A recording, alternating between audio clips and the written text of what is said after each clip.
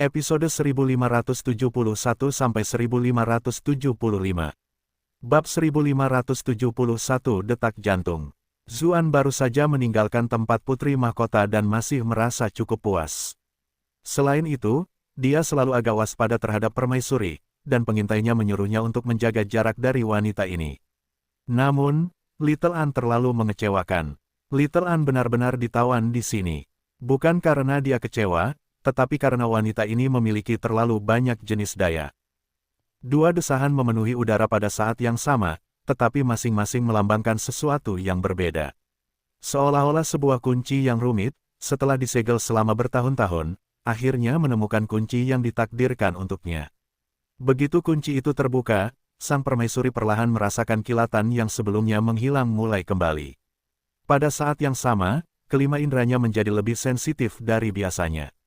Dia tersenyum manis dan hendak mengatakan sesuatu ketika dia tiba-tiba mengerutkan kening, seolah-olah dia mengendus sesuatu di udara. Dia bertanya, "Hah, kenapa sepertinya ada bau wanita lain di tubuhmu?" Zuan langsung berkeringat. Apakah wanita ini mempunyai hidung seperti anjing? Dia bahkan bisa mencium sesuatu seperti itu. Dia sudah menggunakan sihir elemen air untuk membasuh seluruh tubuhnya setelah meninggalkan Istana Timur, tetapi dia bukan mandi sungguhan. Dia hanya mencuci pakaian luarnya. Tidak mungkin, jawab Zuan. Ia mulai menggunakan kinya sendiri untuk membantu mengalirkan kinya, tidak memberinya kesempatan untuk memikirkan hal lain. Sang permaisuri pun merasa itu masuk akal. Semua wanita di istana adalah anggota keluarga kerajaan. Selain dirinya, siapa lagi yang akan bersikap kurang terbuka seperti itu? Namun, setelah itu, dia dibombardir oleh ki yang melonjak sehingga dia tidak punya ruang untuk memikirkan hal-hal seperti itu sekali. Zuan mengambil kesempatan itu untuk bertanya, "Apa maksud yang mulia ketika Anda memberitahu saya bahwa Gunung Valet tidak bersuara seperti itu?" Permaisuri merasa luar biasa, jadi dia tidak lagi sombong seperti sebelumnya. Sebaliknya, nadanya lembut dan penuh perhatian saat dia menjelaskan, "Saya tidak tahu detail pastinya, tetapi menurut sumber saya, tampaknya ada jaring besar yang dilemparkan ke Gunung Valet. Ada badai yang mendekat. Selain itu, saya ahli dalam metode ramalan benteng, dan telah melihat bahwa ada bahaya besar yang mendekati Gunung Valet, ada 10 bagiannya. Setiap kali tanda-tanda seperti itu muncul, sungai darah dan gunung mayat mengikuti, dengan sedikit yang selamat. Itulah mengapa saya memberi Anda peringatan itu." Zuan terkejut. Dia tahu bahwa ahli ramalan langit adalah Qiao Guang dari akademisi. Dia tidak menyangka permaisuri juga ahli dalam hal itu. Iklan oleh Pub Future. Ketika mendengar betapa seriusnya ucapannya, dia tidak bisa menahan diri untuk merasa sedikit pesimis tentang situasi itu. Dia bersiap untuk bertanya kepada permaisuri dari mana dia mendapatkan informasinya. Biasanya, tidak mungkin dia akan memberitahu dia, tetapi dalam keadaannya saat ini, semuanya berada di bawah kendalinya. Dia merasa seolah-olah nyawa permaisuri berada di bawah kekuasaannya, jadi dia bertanya tentang hal itu. Namun, begitu dia berbicara, suara Little Zuo yang melengking tiba-tiba terdengar dari luar, "Saya memberi hormat kepada Yang Mulia. Panjang umur, panjang umur, panjang umur." Dua orang di dalam ruangan itu ketakutan. Zuan segera ingin menarik diri, tetapi saat itu, sang permaisuri juga secara naluriah menurunkan kakinya untuk berdiri. Ketika kedua kekuatan itu bertemu, keduanya tiba-tiba terhalang untuk berpisah. Kalau saja tubuh Zuan tidak sekuat baja, ayam itu pasti sudah terbang dari kandangnya dan telur-telurnya pun pecah. Namun, semakin panik mereka, semakin sulit bagi mereka untuk keluar dari situasi ini.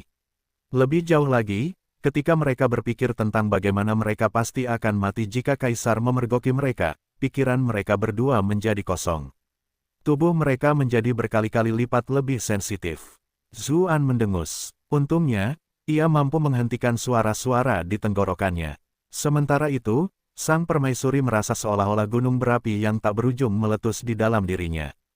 Pada saat itu, ia hampir pingsan di tempat.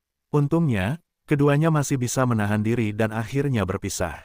Wajah sang permaisuri pucat pasi saat dia bergumam, "Aku sudah selesai, aku sudah selesai." Zhao Han bukan orang bodoh.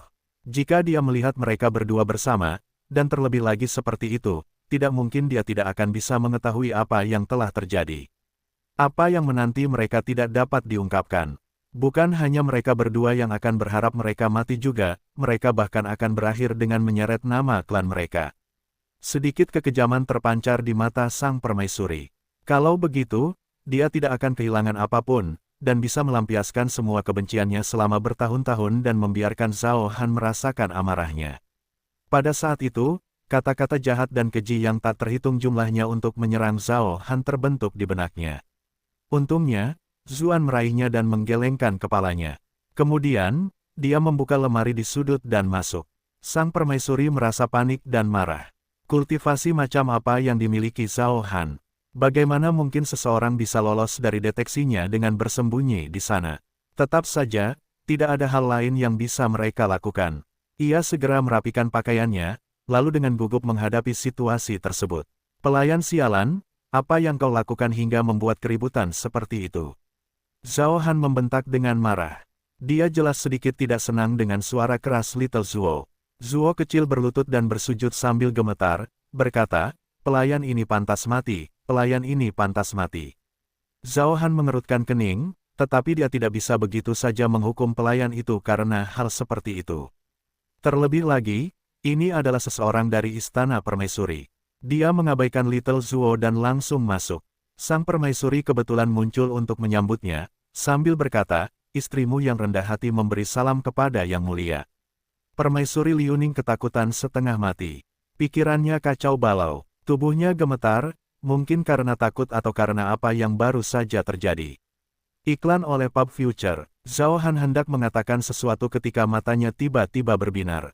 Raut wajah permaisuri tampak sangat cerah hari ini.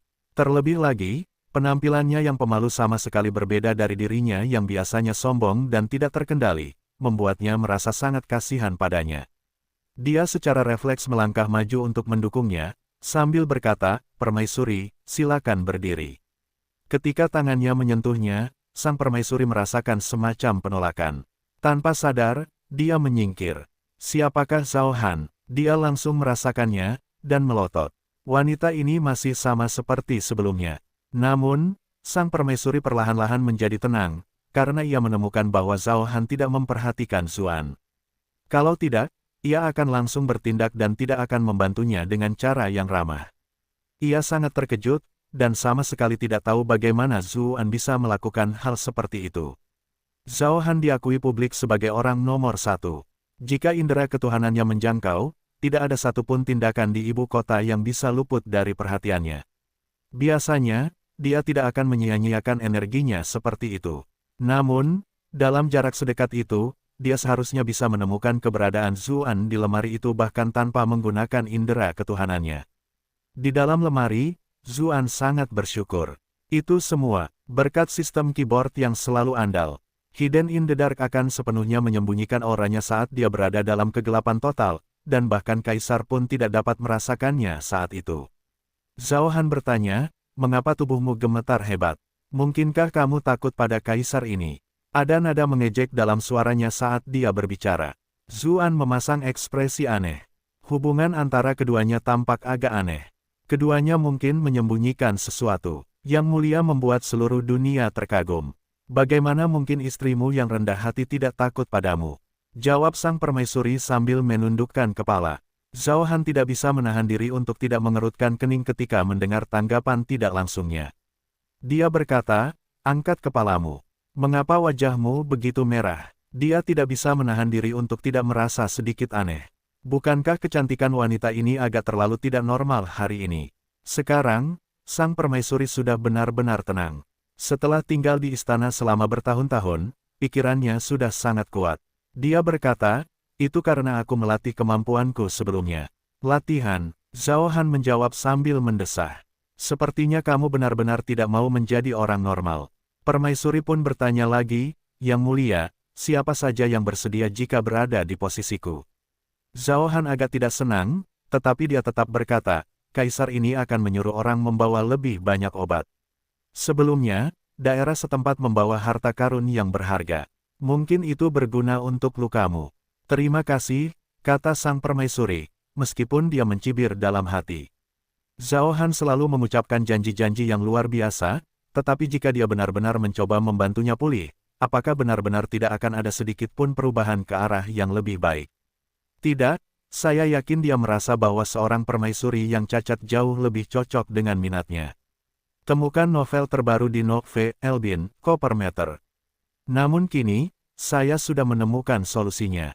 Aku tak perlu lagi terganggu oleh kesopanannya yang tak tulus. Kamu selalu seperti ini, kata Zhao Han, tampaknya telah merasakan implikasi di balik tidak ada satu pun pembicaraannya.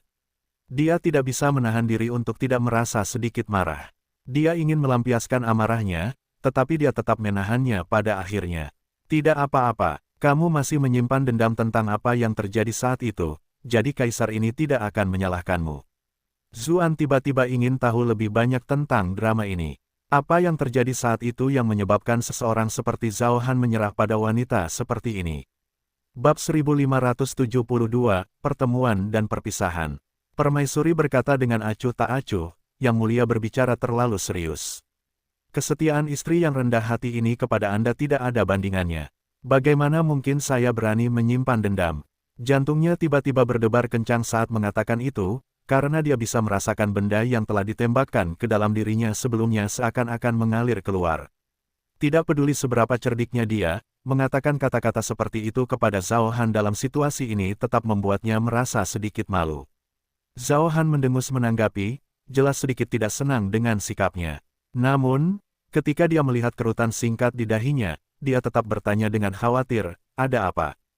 Tubuhmu sepertinya tidak nyaman. Haruskah kaisar ini memanggil tabib istana? Tidak perlu. Istriku yang rendah hati ini sama sekali tidak merasa tidak nyaman saat ini. Sebaliknya, aku merasa lebih baik dari sebelumnya, jawab sang permaisuri. Ia merasakan getaran dari dalam jiwanya saat mengingat apa yang baru saja terjadi. Awalnya, saat mendengar Zhao Han akan datang, dia benar-benar merasa ngeri. Namun, setelah mereka terhindar dari bencana, dia mulai mengenang apa yang baru saja terjadi. Itu benar-benar pengalaman yang tiada duanya. Mungkin dia tidak akan pernah merasakan kebahagiaan yang lebih dalam hidup ini. Di dalam lemari, Zuan memasang ekspresi aneh. Wanita ini sepertinya mengatakan hal-hal itu agar didengarnya. Dia berpikir, masih saja orang-orang seperti dia yang paling tahu cara mengacau di istana. Zhao Han hanya berasumsi bahwa sang permaisuri mengatakan hal yang sebaliknya dari apa yang dipikirkannya dan tidak curiga sedikitpun. Ia berkata, kaisar ini akan segera melaksanakan upacara Feng Shen di Gunung Valet. Kau harus ikut denganku. Istriku yang rendah hati ini juga telah mendengar tentang masalah Feng Shen. Aku perlu mengucapkan selamat kepada Yang Mulia karena telah menyelesaikan pencapaian yang begitu gemilang. Anda telah mencapai tingkat yang belum pernah dicapai oleh siapapun sebelumnya, dan tidak akan ada seorang pun yang mencapainya di masa depan, jawab sang permaisuri. Nada suaranya rendah hati, tetapi tampaknya agak kurang tulus dan antusias. Tetapi istriku yang rendah hati ini sudah lumpuh dan tidak dapat bergerak seperti yang kuinginkan, jadi aku tidak akan berpartisipasi dalam acara Gunung Ungu. Aku harap Yang Mulia dapat memaafkanku. Zhao Han menatapnya dengan saksama, seolah mencoba mencari tahu apakah dia mengatakan pikirannya yang sebenarnya. Namun, sang permaisuri sudah menenangkan diri, dan dia dengan tenang menatapnya. Jika ada orang di dunia ini yang tidak takut pada Zhao Han, itu adalah dia. Setelah beberapa saat, Zhao Han menghela napas dan berkata, tidak apa-apa. Kalau begitu, kamu harus tetap tinggal di ibu kota dan perlahan-lahan merawat tubuhmu. Sementara itu, kamu bisa membantuku mengurus ibu kota. Kelopak mata sang permaisuri tertunduk saat dia berkata, istri yang rendah hati ini bahkan merasa kesulitan untuk mengurus dirinya sendiri, jadi bagaimana aku bisa memiliki energi ekstra untuk mengurus situasi ibu kota? Ekspresi Zhao Han menjadi gelap. Kata-kata permaisuri selalu mengandung sedikit rasa tajam, yang benar-benar membuatnya kesal. Beberapa saat kemudian, dia berkata, permaisuri, bantu aku melakukan ramalan untuk perjalanan ini. Entah mengapa, kaisar ini tidak bisa merasa tenang. Zuan tiba-tiba menyadari apa yang sedang terjadi. Tidak heran temperamen kaisar begitu baik selama ini. Itu karena dia datang untuk meminta sesuatu kepada permaisuri. Bahkan seseorang sekuat Zhao Han masih harus meminta permaisuri untuk melakukan ramalan. Sepertinya keahliannya di bidang ini jauh lebih hebat dari yang kubayangkan. Iklan oleh Pub Future, sang permaisuri menjawab, tentu saja itu sangat menguntungkan. Zuan memasang ekspresi aneh saat mendengar jawaban itu. Itu kebalikan dari apa yang baru saja dia katakan padaku. Lihat saja video terbaru di novel.com. Zhao Han juga sedikit tidak senang, katanya, kamu bahkan tidak melakukan ramalan, namun kamu sudah mengatakan bahwa itu sangat menguntungkan. Sang permaisuri menjawab dengan tenang, yang mulia tidak ada bandingannya di seluruh dunia. Di masa lalu, Kaisar Iblis adalah satu-satunya yang bisa menghadapi Anda, tetapi dia sudah meninggal. Siapa lagi di dunia ini yang layak disebut? Bahkan jika ada beberapa rencana rahasia, itu tidak ada apa-apanya di hadapan kekuatan absolut Anda. Hahaha, bagus sekali, kata Zhao Han, merasa sangat gembira. Bukan hanya karena kata-kata itu benar-benar menggores rasa gatalnya, tetapi juga karena sang permaisuri telah mengungkapkan beberapa informasi, yaitu, bahwa ada beberapa rencana yang terlibat. Itu berarti sang permaisuri memang telah melakukan ramalan dan dia tidak hanya berbicara omong kosong. Selain itu, penilaiannya mengenai masalah ini mirip dengan penilaiannya sendiri, jadi tidak ada hal lain yang perlu dikhawatirkan. Permaisuri sebaiknya beristirahat. Kaisar ini tidak akan mengganggumu lagi, kata Zhao Han. Karena dia telah mencapai tujuannya, tentu saja dia tidak ingin tinggal diam. Istri yang rendah hati ini dengan hormat mengantar yang mulia pergi, kata permaisuri sambil berlutut di tanah untuk memberi hormat. Ketika melihat sikap patuh dan wajah cantiknya, Zhao Han merasa bahwa hari ini sang permaisuri sangat menyentuh. Ketika dia berpikir tentang bagaimana dia tidak benar-benar menunjukkan perhatian padanya, dia bertanya-tanya apakah itu merupakan pemborosan sumber daya yang luar biasa. Dia menelan ludahnya dan mengulurkan tangan padanya. Sang permaisuri memperhatikan gerakannya, dan sedikit keterkejutan terpancar di matanya. Dia adalah seorang wanita, dan wanita yang sudah dewasa.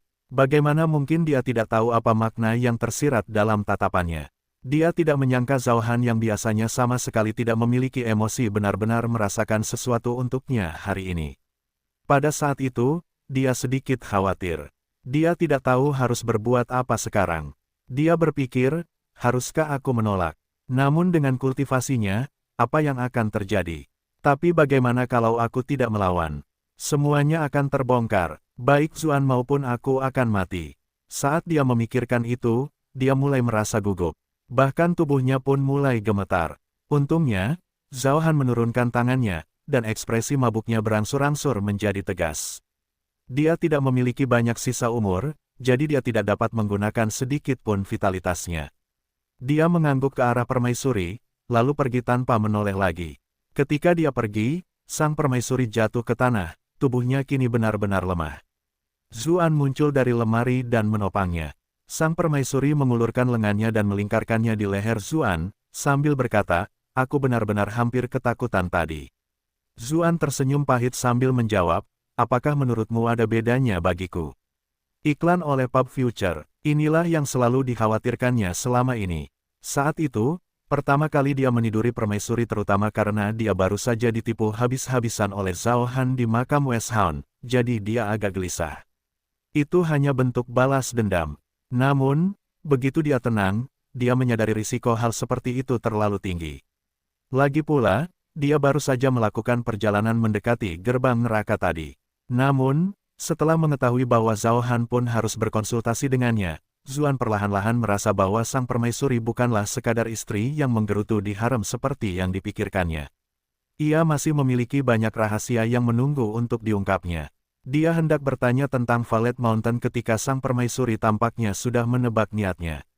Dia mengulurkan tangan dan menempelkannya ke mulutnya, sambil berkata, jangan katakan apapun.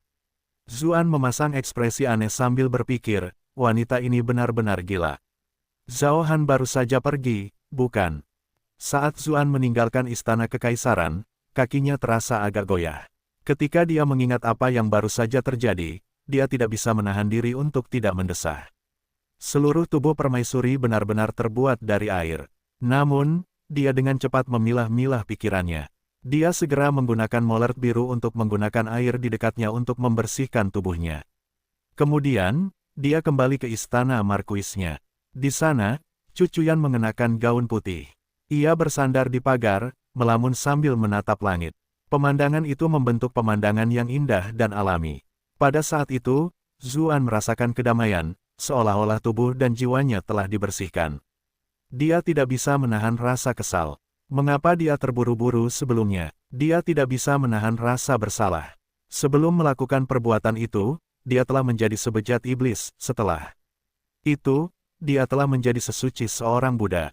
Saat dia melihat Zuan, ekspresi Cucuyan menunjukkan sedikit kebahagiaan saat dia berkata, "Kamu kembali." "Apa yang kau lihat?" tanya Zuan sambil berjalan mendekat, berhenti beberapa langkah di depannya, seolah-olah dia takut akan menodainya jika dia mendekat. "Saya menyaksikan awan-awan putih berkumpul dan menghilang, menghilang dan menghilang. Bukankah pertemuan dan perpisahan manusia juga seperti itu?" jawab Cucuyan sambil mendesah pelan. Zuan terkejut. Dia tahu bahwa wanita itu akan pergi. Dia tidak bisa fokus pada hal lain lagi dan malah meraih tangannya, bertanya, "Kau akan pergi?" Cucuyan menyuarakan persetujuannya, dengan berkata, "Aku begitu bahagia bersamamu selama ini, sampai-sampai aku lupa bahwa aku masih harus bertarung melawan saintes sekte iblis itu." Zuan segera berkata, "Kalian bahkan belum menentukan waktunya. Tidak perlu terburu-buru, kan?" "Dulu memang begitu, tapi," Cucuyan berhenti sejenak, wajahnya memerah saat melanjutkan, "tapi karena aku sangat senang bersamamu, buku Tao yang tak tergoyahkan yang kupelajari mengalami kemunduran. Aku merasa alam kultivasiku menjadi sedikit tidak stabil. Jika aku terus berada di sisimu, kultivasiku bahkan mungkin akan jatuh. Jika itu terjadi, aku tidak akan sebanding dengan saintes. Kalau begitu, aku akan menghancurkan reputasi sekte Giok Putih. Selain itu, aku tidak ingin kalah darinya." Zuan sedikit kesal, lalu berkata, "Buku pegangan Tao yang tak tergoyahkan ini benar-benar tidak berguna. Omong kosong macam apa yang diajarkan Yan Suehen kepadamu?" Alis indah Cucuyan berkerut saat dia berkata, "Kamu seharusnya tidak menghormati tuanku." Zuan memasang ekspresi aneh. Ia berpikir dalam hati, apakah ini dianggap tidak menghormatinya? "Jika kau tahu apa yang telah kulakukan pada tubuhnya, apa reaksimu?" Bab 1573, Guru Negara. Pada akhirnya, Zuan tidak berusaha menghalangi Cucuyan dari keputusannya. Bagaimanapun, pertempuran ini sangat penting baginya. Dia juga tidak ingin Cucuyan kehilangan jati dirinya.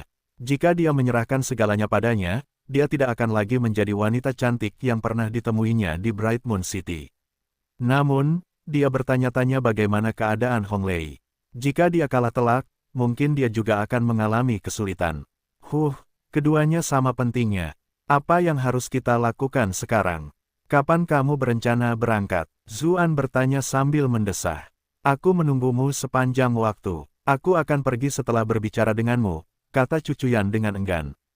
Zuan menyesal. Cucuyan tampaknya menyadari bahwa hal itu terlalu tiba-tiba.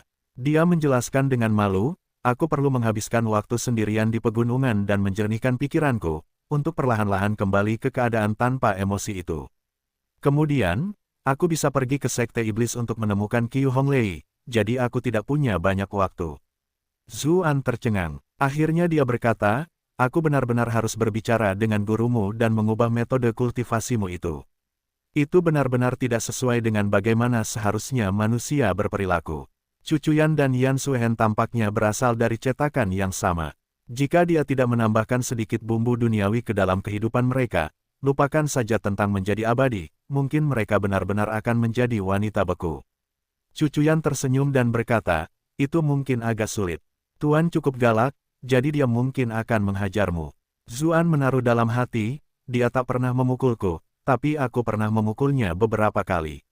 Baiklah, aku benar-benar harus pergi. Aku harus merepotkanmu untuk menjaga Yu Zhao di kotaku," kata Cucuyan sambil berdiri dan mencium bibirnya. Kemudian, ia pergi seperti awan yang melayang. "Baiklah," kata Zuan. Setelah ragu-ragu sejenak, dia memutuskan untuk tidak menceritakan tentang Gunung Valet. Dia akan menghadapi pertempuran besar, jadi tidak perlu membuatnya khawatir dan mengganggunya. Itulah yang terjadi meskipun buku pegangan Tao yang tak tergoyahkan adalah keterampilan dengan karakteristik terkutuk seperti itu. Saat melihat kepergiannya, Zuan tak kuasa menahan rasa sepi. Halaman yang sebelumnya penuh dengan kegembiraan dan kebahagiaan kini terasa sangat luas dan kosong. Tak ada lagi kehangatan keluarga di sana. Pada hari-hari berikutnya, suasana hati Zuan menjadi jauh lebih muram.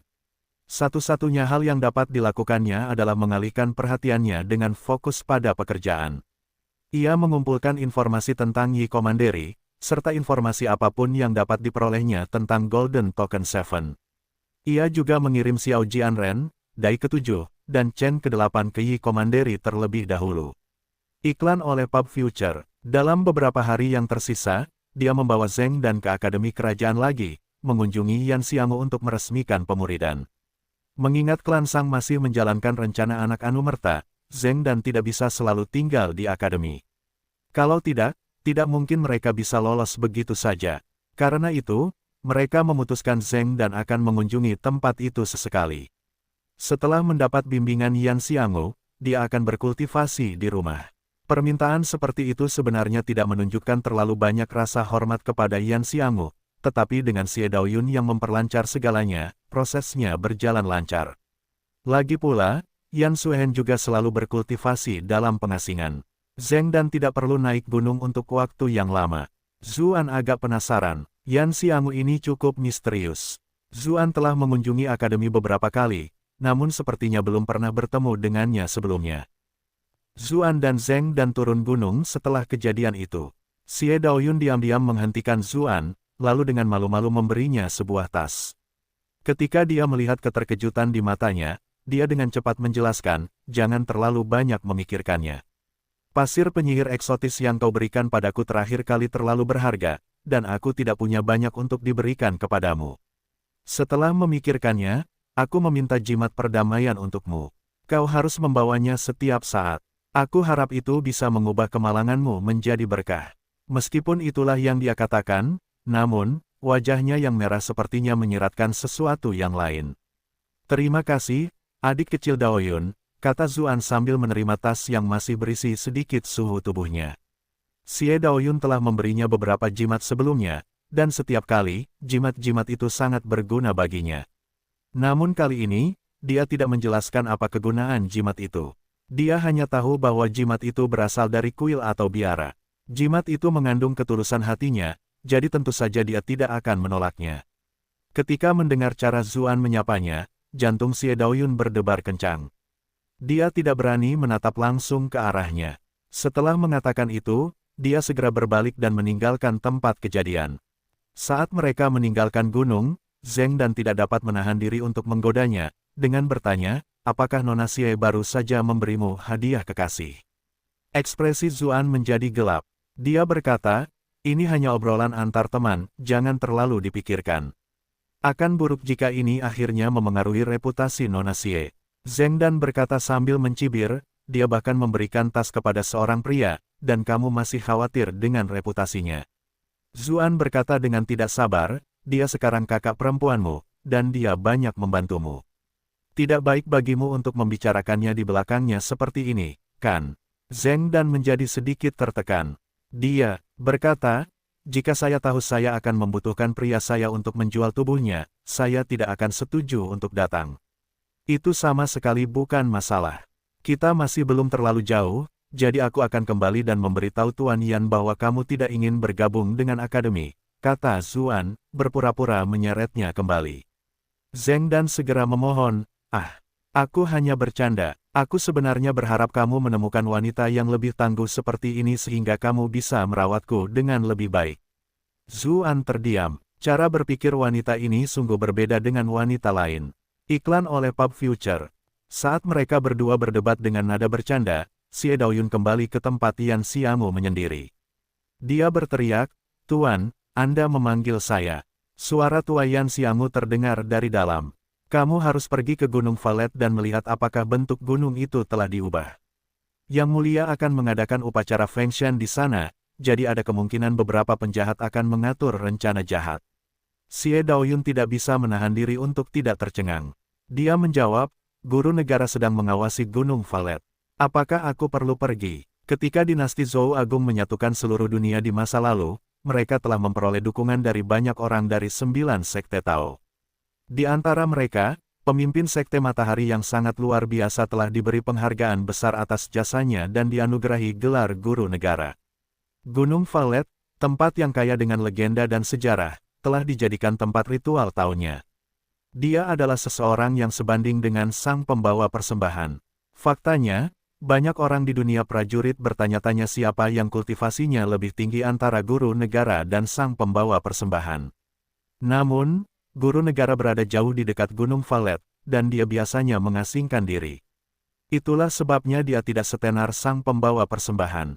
Namun, tidak ada ahli sejati di dunia yang berani meremehkannya. Karena itu, Xie Daoyun tidak berpikir ada orang yang bisa memasang perangkap di dekat Gunung Valet. Gerbang batu itu terdiam cukup lama sebelum Yan Xiangou berbicara lagi. Jangan mudah percaya pada siapapun.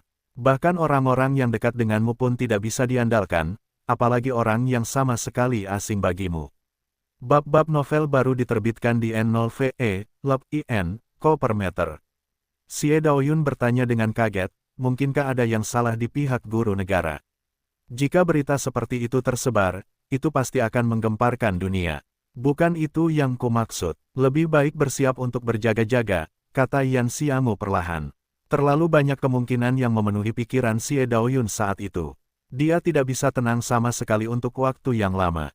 Akhirnya, dia berkata, "Guru, jika memang ada yang salah dengan guru negara, keterampilan murid ini masih kurang.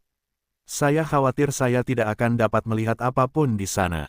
Meskipun dia yakin bakatnya tidak buruk, dan keterampilannya dalam metode pembentukan telah berkembang pesat, dia tetap tidak ada apa-apanya dibandingkan dengan guru negara. Jangan meremehkan dirimu sendiri. Lakukan saja apa yang telah aku ajarkan kepadamu, dan kamu akan dapat menyimpulkan apakah ada jebakan di Gunung Valet, Yan Xiangou meyakinkannya.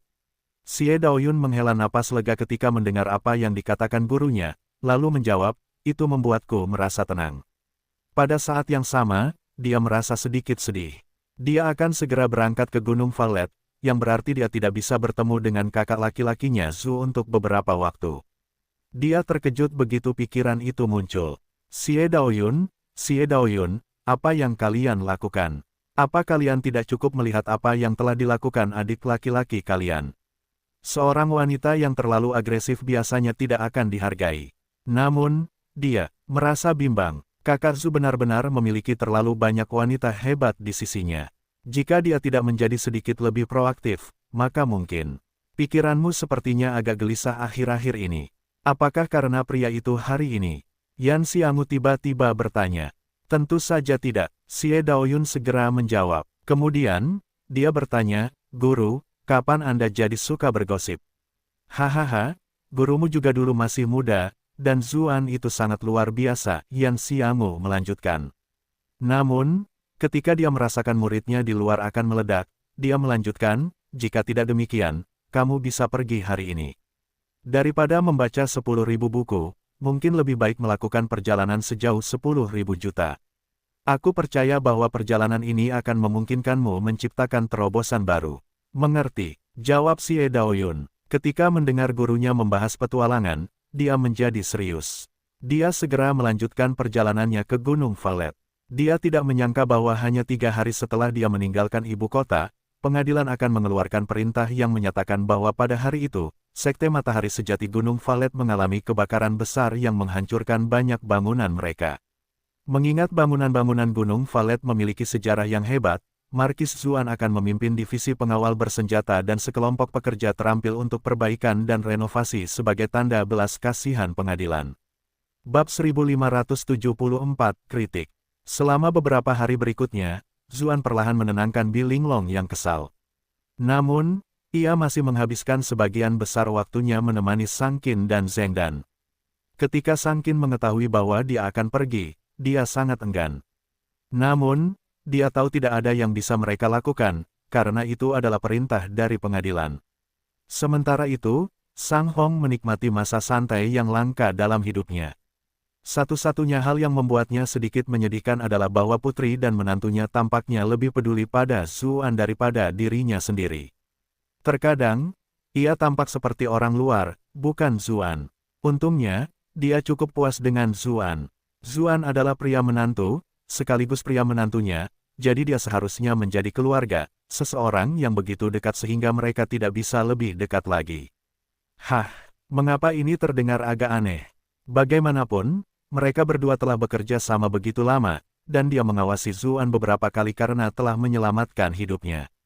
Hubungan mereka sudah sebanding dengan ayah dan anak. Satu-satunya hal lain yang dapat dia harapkan adalah agar putranya melahirkan seorang cucu yang baik, dan agar anak itu memiliki sedikit keunggulan dari ayahnya. Dengan begitu, dia dapat beristirahat dengan tenang. Namun, dia khawatir sesuatu yang buruk akan terjadi di Gunung Valet, jadi dia terus-menerus memanggil Zuan untuk memberitahunya tentang berbagai aspek jabatan resmi di Komando Yi. Pada saat yang sama, dia membantu Zuan merencanakan segala macam situasi yang mungkin muncul. Dengan adanya politikus veteran yang membimbingnya, Zuan merasa telah memperoleh banyak informasi berharga. Saat ini, ia jauh lebih percaya diri dalam perjalanan ke Gunung Valet.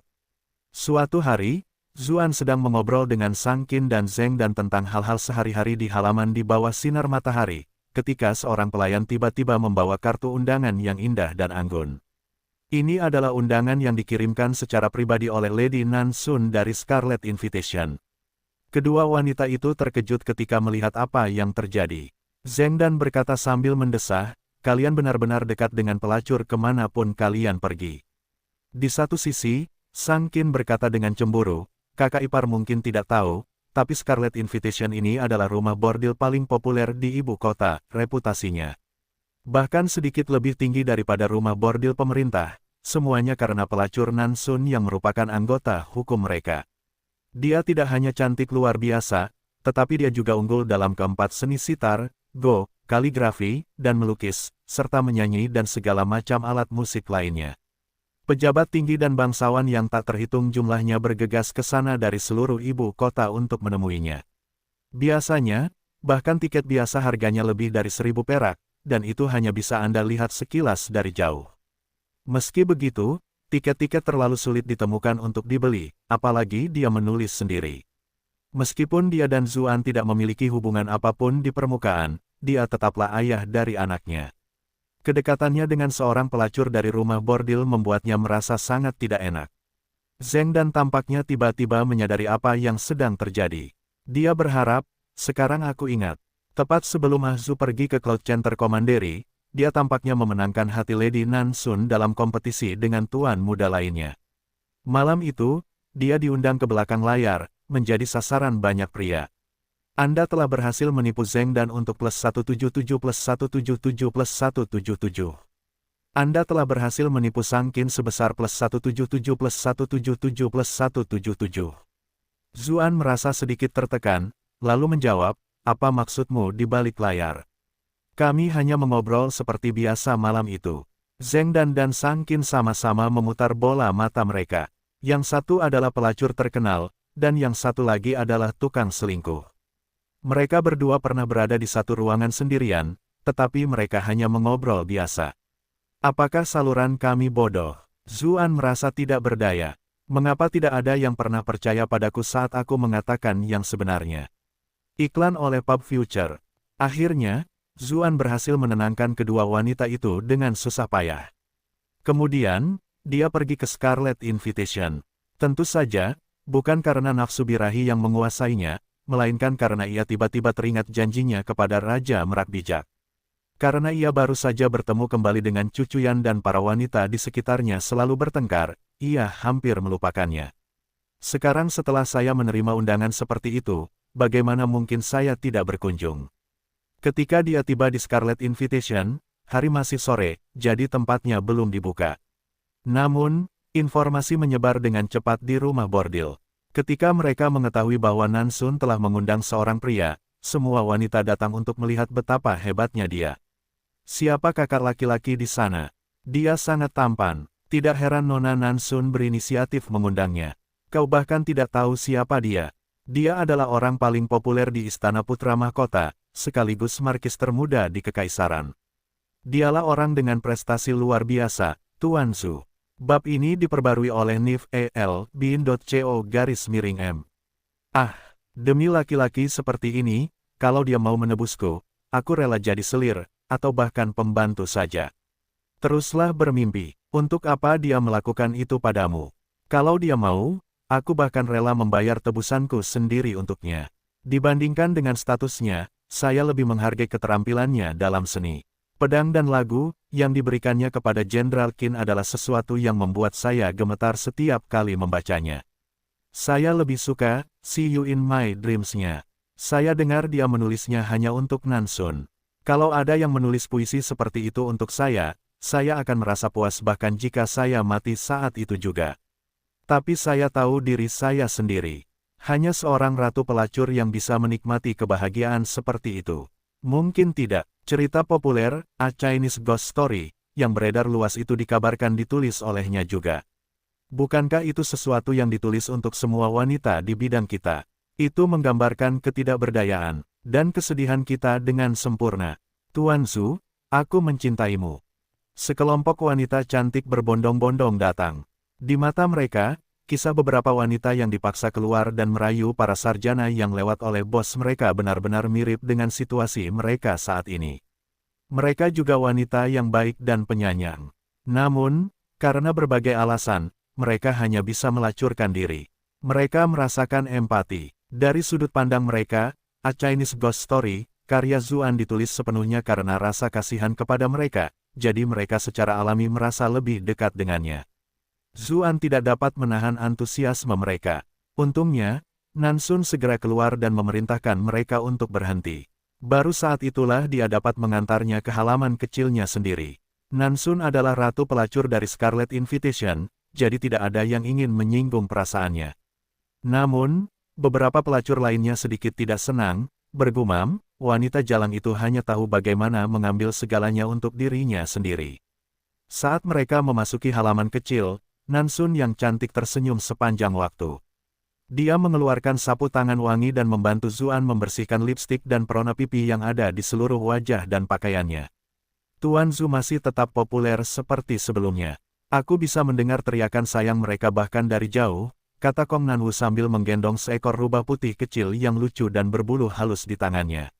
Dia sangat cantik, dia benar-benar tampak seperti baru saja keluar dari lukisan.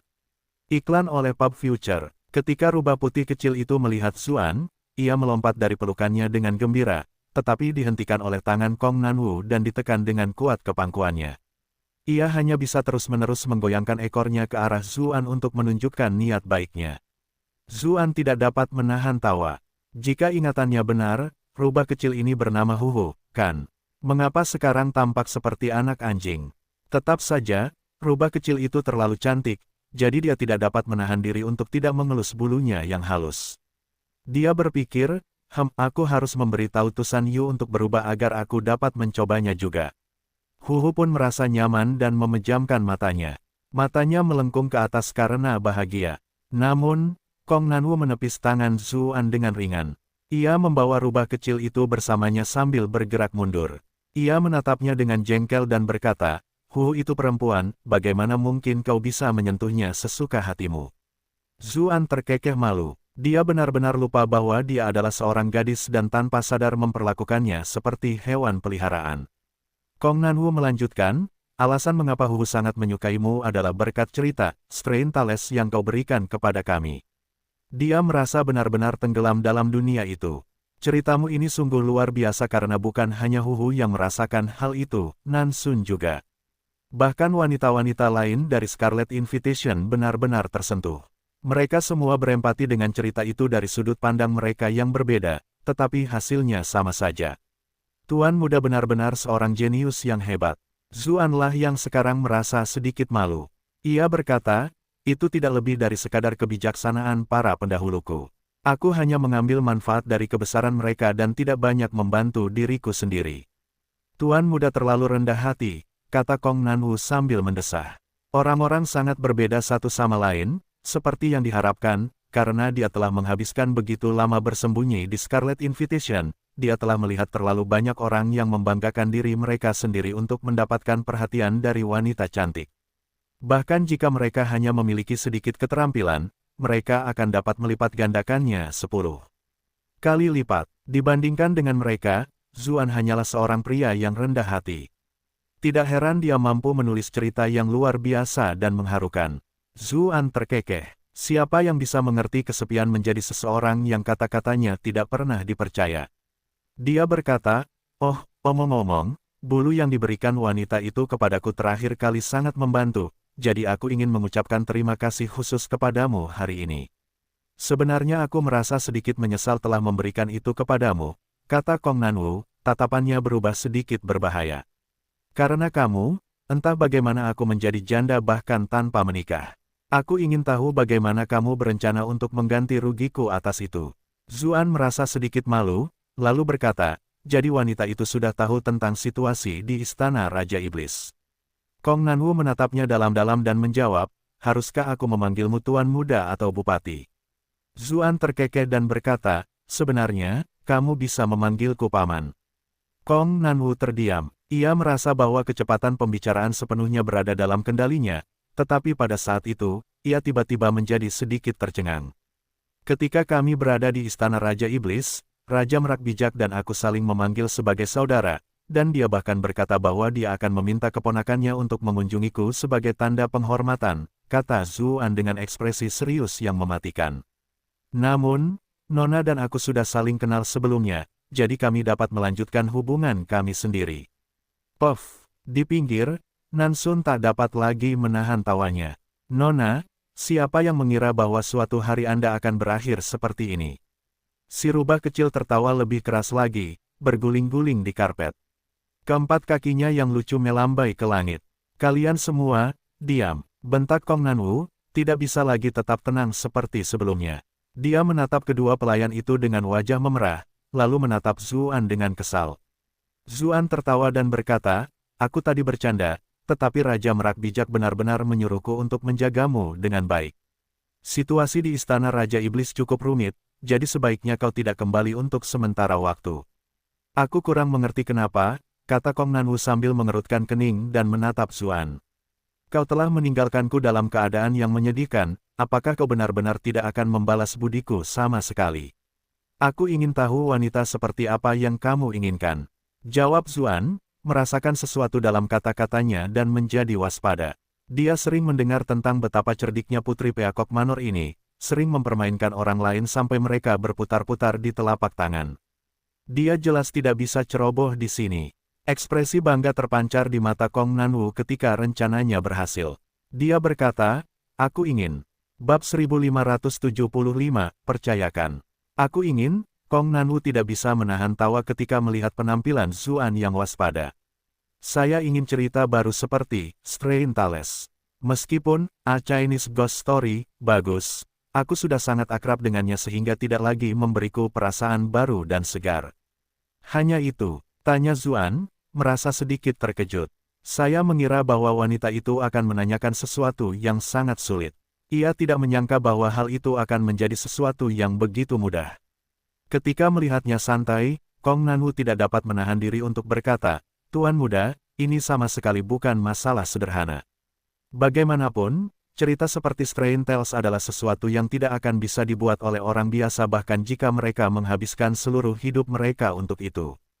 Tolong jangan membuat cerita acak apapun untuk mencoba menenangkanku dengan setengah hati. Nansun menutupi senyumnya dengan tangannya sambil berkata, karena Tuan Muda mampu menulis cerita hantu Tiongkok. Bagaimana mungkin dia bisa menjadi orang biasa? Aku yakin itu hanya sesuatu yang dia tulis dengan santai. Ketika melihat kedua wanita itu menatapnya dengan mata penuh harap, Zuan menyeka keringat dinginnya. Jika bukan karena kebijaksanaan para pendahulunya, bagaimana mungkin dia bisa menghasilkan cerita yang cemerlang? Dia berpikir sebentar, lalu berkata, kalau begitu aku akan menceritakan kepadamu tentang kisah kulit yang dicat. Dahulu kala, dia tidak menceritakan kisah tersebut secara persis seperti yang ada di Strain Tales, tetapi menambahkan beberapa alur cerita dari film Painted Skin 1 dan 2. Lagi pula, mereka adalah wanita muda, jadi mereka cukup tertarik dengan kisah asmara. Benar saja, saat mendengar cerita itu, Nansun dan rubah kecil itu menangis terseduh-seduh. Kong Nanwu tampak lebih tenang daripada dua orang lainnya, tetapi matanya juga merah, jelas dia sangat terpengaruh. Hantu perempuan itu terlalu menyedihkan. Dia membayar harga yang sangat mahal untuk cinta, namun dialah yang harus menanggung semua tragedi itu pada akhirnya, tidak mendapatkan apapun dari semuanya, kata Nansun sambil menutupi matanya. Pada tingkat tertentu, dia juga seorang hantu perempuan, jadi dia semakin bersimpati dengan peran utamanya. Kong Nanwu mengerutkan kening dan berkata, aku merasa seolah-olah hantu perempuan itu agak hijau. Begitukah caramu menggunakan istilah itu? Dia bertanya kepada Zuan untuk memastikan. Teh hijau adalah bahasa gaul yang dia pelajari darinya. Ketika dia memberikan persetujuannya, dia kemudian melanjutkan, dia tahu dia adalah seorang suami dengan seorang istri, tetapi dia tetap agresif untuk melakukannya. Dia bahkan menggunakan segala macam trik untuk menyembunyikan dirinya di antara mereka. Sebagai putri dari ras Raja Merak, statusnya sangat mulia. Jika dia menikah, dia akan menjadi istri utama. Misalnya, dia hampir menjadi putri mahkota.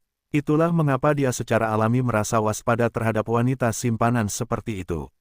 Nansun menjawab dengan tidak senang, mengapa kamu membuatnya terdengar begitu buruk?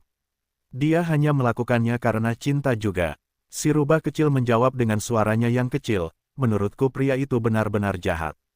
Dia sudah punya istri, tapi masih saja menjalin hubungan seperti itu dengan wanita lain. Ketika mereka mendengar kata-katanya, para wanita di ruangan itu tidak dapat menahan diri untuk tidak melihat ke arah Zuan, membuatnya sangat pusing. Dia bertanya, apa yang kalian semua lihat padaku? Dapatkan novel terbaik di novel.com. Pemeran utama pria itu sebenarnya tidak seburuk itu, dia tidak benar-benar melakukan apapun. Bahkan kemudian, ketika dia mengira istrinya adalah monster, dia tidak meninggalkannya.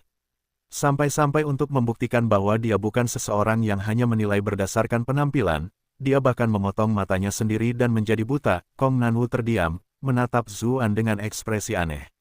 Ada sedikit senyum yang menggantung di sudut bibirnya saat dia melanjutkan, mungkinkah Tuan Muda merasa bahwa pemeran utama pria itu terlalu pelin-pelan, jadi kamu secara tidak sadar menggambarkannya dalam cahaya yang lebih baik. Zuan menggerutu, lagi pula, orang dalam cerita itu bukan sosok yang meniruku. Dia terus berusaha menjelaskan dirinya sendiri untuk waktu yang lama. Pada akhirnya, meskipun ketiga wanita itu mengatakan mereka mempercayainya, mereka masih memiliki ekspresi, kami mengerti, di wajah mereka, membuatnya merasa sangat tidak berdaya. Iklan oleh Pub Future. Tak lama kemudian, Kong Nanwu bertanya kepada Zuan tentang kejadian di Gunung Valet. Seseorang yang berpengetahuan luas seperti dia tentu saja mengetahui tentang misi istananya. Dia berkata, Tuan Muda, perjalanan ke Gunung Valet ini mungkin penuh bahaya. Saya telah menerima informasi yang menyatakan bahwa banyak pelaku kejahatan menuju ke arah itu dengan niat yang tidak diketahui. Zuan tertegun dan bertanya, dari mana kamu memperoleh informasi itu? Baik atau buruk, dia adalah Bupati Ras Vien. Statusnya seharusnya lebih tinggi darinya, kan? Meskipun begitu, dia bahkan belum menerima informasi apapun, jadi mengapa dia tahu tentang itu?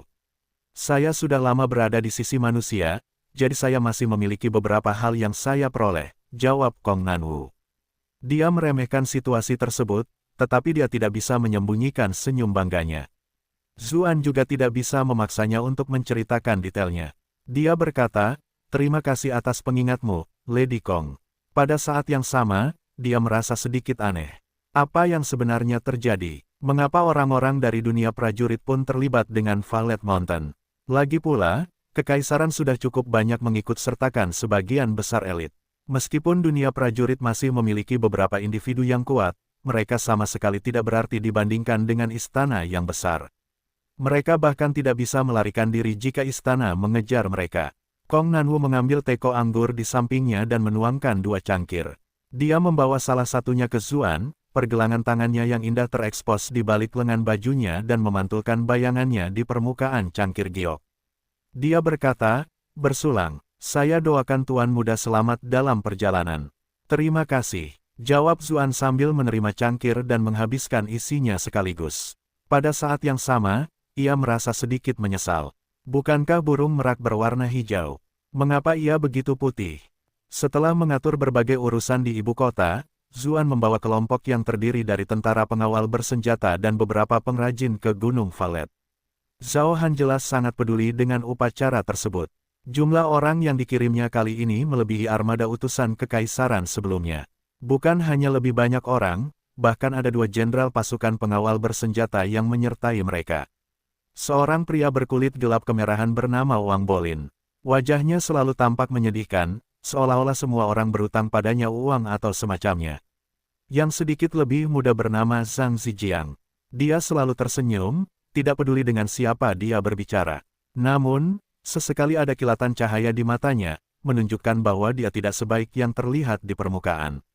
Meskipun keduanya memiliki kecenderungan yang berbeda, Zuan dapat merasakan permusuhan dari keduanya. Namun, itu tidak bisa disalahkan pada mereka. Mereka berdua adalah tokoh yang cukup cakap di divisi pengawalan bersenjata dan bahkan telah bekerja sebagai wakil jenderal selama bertahun-tahun. Baik dalam hal kemampuan maupun prestise, mereka telah menerima pengakuan dari orang-orang. Kedua orang ini biasanya saling beradu pendapat, karena keduanya ingin menonjol dan menjadi jenderal divisi pengawalan bersenjata yang baru. Namun, setelah bertarung selama bertahun-tahun, posisi kosong itu telah diberikan kepada seorang pria bernama Zuan. Iklan oleh Pub Future, jika dia berasal dari klan yang berpengaruh dan memiliki reputasi yang hebat, itu akan menjadi hal yang lain. Namun, dia masih sangat muda, bahkan lebih muda dari banyak rekrutan baru dari divisi pengawalan bersenjata.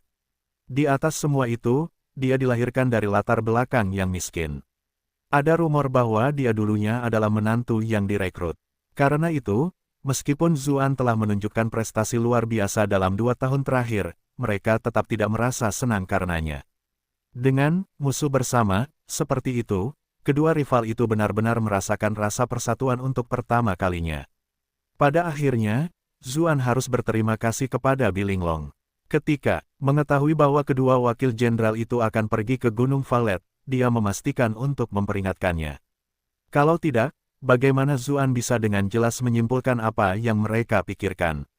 Meskipun Linglong akhir-akhir ini sedang marah, dia tampaknya masih sangat peduli padaku, gumam Zuan dalam hati. Ketika dia memikirkan bagaimana Bilinglong kesal, tetapi tidak mau mengakuinya dengan ekspresi bangga yang dimilikinya, dia tidak bisa menahan senyum. Kakak Zu lagi mikirin cewek lain. Lihat senyum mesum di wajahmu, kata seseorang sambil menepuk bahunya. Seseorang yang memakai topeng perak muncul di depannya. Meskipun orang itu bertopeng, matanya bahkan lebih cerah dari bunga persik. Siapa lagi kalau bukan Xie Xiu? Saat melihat Xie Xiu yang lebih cantik dari kebanyakan wanita, Zuan tanpa sengaja berpikir, apakah anak ini tidak takut kalau suatu hari dia akan diculik oleh seorang pria dan diperkosa? Siwer, jadi kamu punya waktu luang dan memutuskan untuk mengunjungiku. Apakah penggemar wanitamu juga datang? Jawab Zuan. Dia masih ingat semua wanita yang mengikuti Xie Xiu selama perjalanan terakhirnya ke Akademi Kerajaan. Xie Xiu menggigil. Dia melihat sekeliling dan bertanya pelan, bisakah kamu mengecilkan suaramu? Aku benar-benar berhasil menyelinap keluar kali ini. Kau datang jauh-jauh untuk mengantarku bahkan dalam situasi seperti ini. Kau benar-benar saudara yang setia, kata Zuan sambil melihat sekeliling. Ia terkejut karena tidak melihat sosok Anggun dimanapun. Sudahlah, jangan cari lagi. Kakakku tidak ada di sini, kata Xie Xiu sambil memutar matanya. Zuan terkekeh malu, lalu bertanya, apakah kakak perempuanmu sibuk berkultivasi akhir-akhir ini?